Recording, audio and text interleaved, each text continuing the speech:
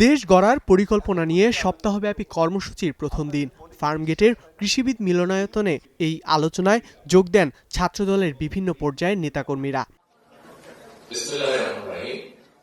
এতে লন্ডন থেকে ভার্চুয়ালি যোগ দেন দলের ভারপ্রাপ্ত চেয়ারম্যান তারেক রহমান। শুরুতেই ২৬শে নির্বাচন সামনে রেখে দলের নেতাকর্মী, বিশেষ করে ছাত্রদল নেতাকর্মীদের দিক নির্দেশনা দেন তিনি।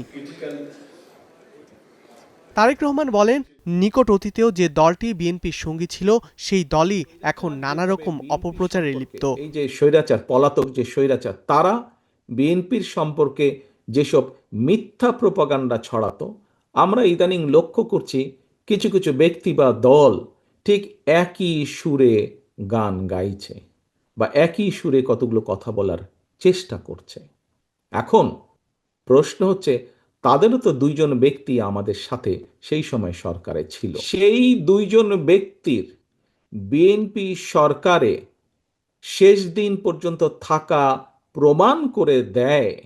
অবশ্যই পূর্ণ কনফিডেন্স ছিল খালেদা জিয়ার উপরে যে খালেদা জিয়া দুর্নীতির বিরুদ্ধে যুদ্ধ করছে, সেজন্যই তারা শেষ দিন পর্যন্ত ছিল। ক্ষমতার স্বপ্ন দেখা এই দলটিকে ৭১ সালেই মানুষ তাদের দেখেছে বলেও মন্তব্য করেন তিনি। কেউ কেউ সোশ্যাল মিডিয়ায় বলে যে অমুককে দেখলাম, তমুককে দেখলাম, তমুককে দেখলাম। এবার অমুককে দেখুন। যাদের কথা বলে অমুককে দেখুন, প্রিয় সহকর্মীবৃন্দ, তাদেরকে তো দেশের মানুষ ১৯৭১ সালেই দেখেছে। যে ১৯৭১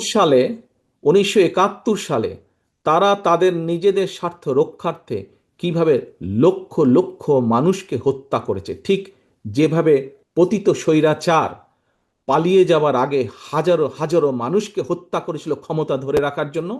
ভোটের মাঠে জান্নাতে টিকিট বিক্রি করার মতো কর্মকাণ্ডের সমালোচনা করেন বিএনপির ভারপ্রাপ্ত চেয়ারম্যান। যারা এসব কথা বলে তারা ইনেবে শিরিক করছে। একজন মুসলমান হিসেবে আমি সেটাই বুঝি। এই কথাগুলো তোমাদেরকে পৌঁছে দিতে হবে। দুর্নীতিমুক্ত বাংলাদেশি বিএনপির অঙ্গীকার।